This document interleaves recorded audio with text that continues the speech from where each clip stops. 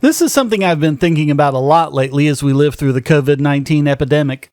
What's flabbergasting to me is that I see a lot of people claiming that this somehow disproves libertarianism and proves we need government. And it's flabbergasting because, as has been incredibly well established, this only got as bad as it did because of government screw-ups.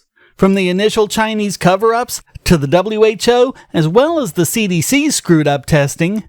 But I don't want to talk about the screw-ups. I want to talk about how government interference in medicine prevented us from having the tools we need to mitigate and possibly even cure COVID-19. It's interesting that, from what I've seen, no one has even tried the whole canard about how our founding fathers never could have foreseen this situation when they wrote the Constitution and guaranteed our right to peaceably assemble, and I think it's because, even though no one says it, they deep down know the truth. Our founders were very familiar with outbreaks and epidemics. Human beings have been putting up with this sort of thing for thousands of years. We're just the first generation to be surprised by it.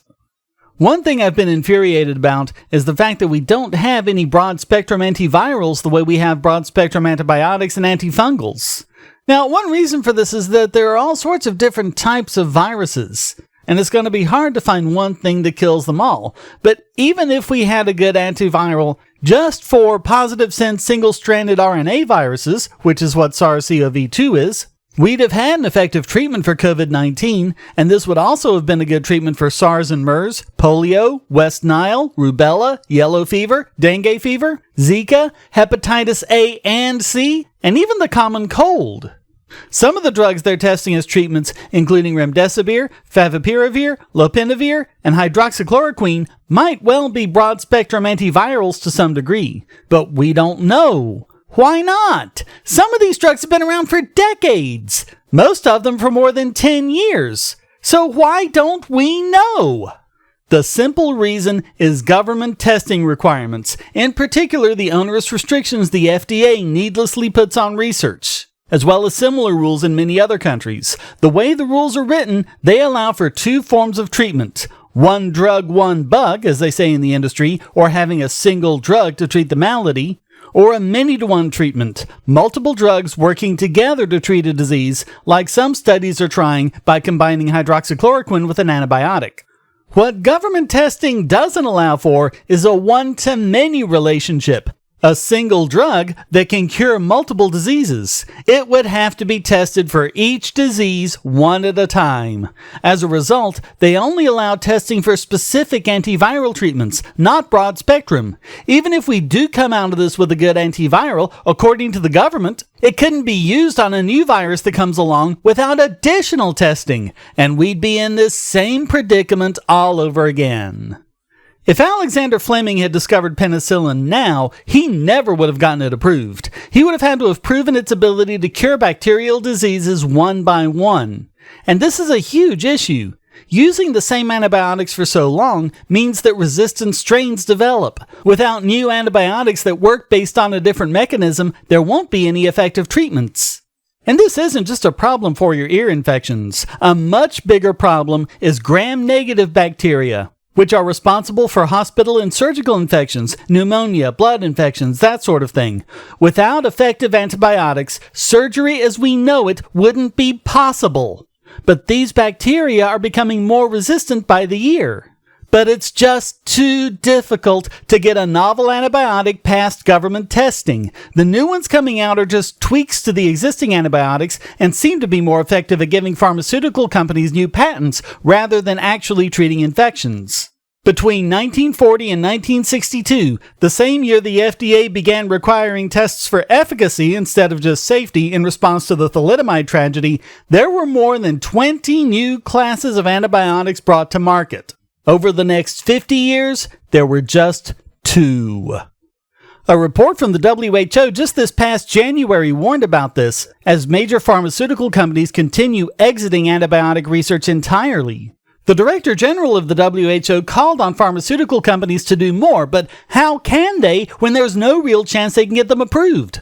They'd have to go through hundreds of millions of dollars worth of government requirements only to have it approved for a single infection. And then they'd have to do it all over again for each and every other infection they'd want it to cover. They're not going to be able to make that back, since they'll only be used in cases where they're absolutely needed for fear that the bacteria will evolve another resistance. And going through these requirements will take so long, they'll only have a few short years remaining on the patent when it finally is released.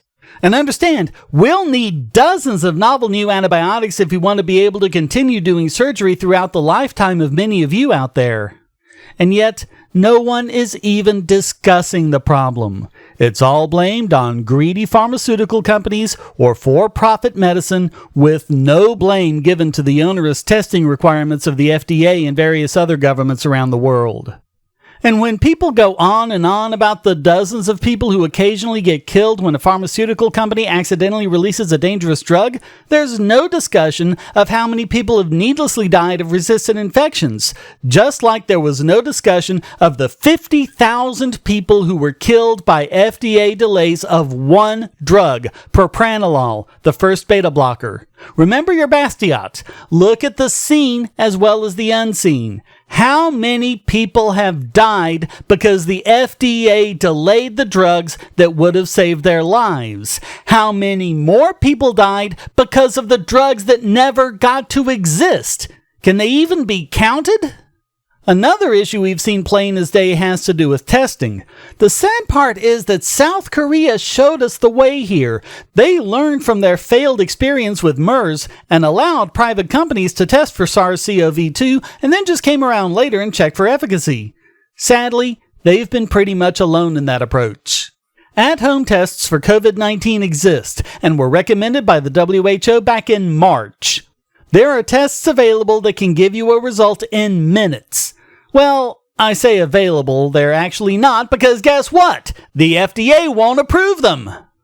What if businesses could have reopened because they could have easily tested their workers upon returning to work to make sure they weren't going to spread the infection?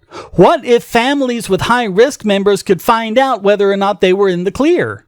There are fears now that the virus is resurging.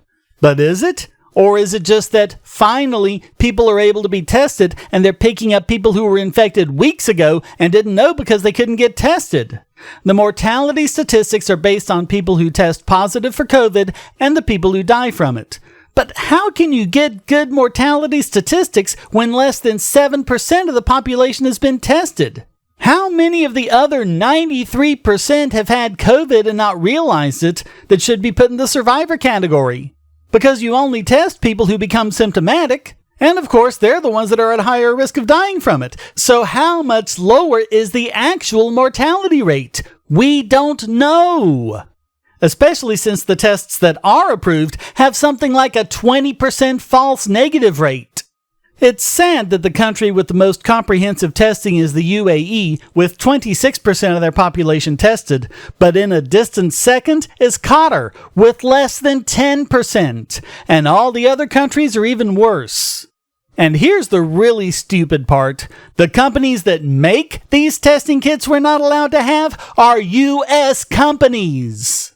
In fact, even hospitals have had trouble getting the tests they need because the FDA doesn't just require efficacy testing, they also limit the amounts the companies can produce, so hospitals have to make do with the few that are available. And it's not just medicine and testing kits. Even simple surgical masks have a shortage because, even though several companies were able to produce hundreds of thousands of masks, the FDA limited them to just 10,000 each. I mean, why? And again, I'm not talking about screw-ups like the WHO initially giving out wrong information about masks. I'm talking about how politicians and bureaucrats specifically designed the system to work. The issue goes beyond the Chinese cover-up, or the delay in releasing the virus's genome, or whatever travel restrictions and lockdown orders governments did or didn't do when. This goes fundamentally to how intrusive governments all over the world are in healthcare, and these are not screw-ups. It's the system working as politicians and bureaucrats require it to. There's only one word to describe government healthcare: obstructionist. We've seen this before. On the podcast, we've covered the NHS not including the chickenpox vaccine in their routine schedule and considered the selective dorsal rhizotomy, a surgical treatment for cerebral palsy, to be experimental and therefore not available, even though it had been done in the US for decades. The US might be better, but only marginally so, and as we've seen over and over again, FDA delays and restrictions make drugs and devices less available and more restrictive, to a much greater degree than they can be said to have protected us. We're talking orders of magnitude here. Given everything we've seen here, as well as information I've covered in other videos such as how to argue for universal healthcare and how to fix healthcare without spending a dime, one thing is clear. We absolutely need separation of medicine and state. For many of us, our lives depend on it. And we won't even know which of us that is until it's too late.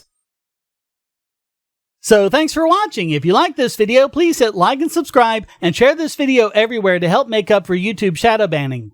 Also, YouTube tends to demonetize videos like this, so if you don't see an ad, how about making a small contribution? You can do so at donate.bogosity.tv using PayPal or crypto, or becoming a regular supporter at Patreon or Subscribestar, or watch my videos on bittube.tv, which is always monetized and never censored. Until next time, stay strong and be free.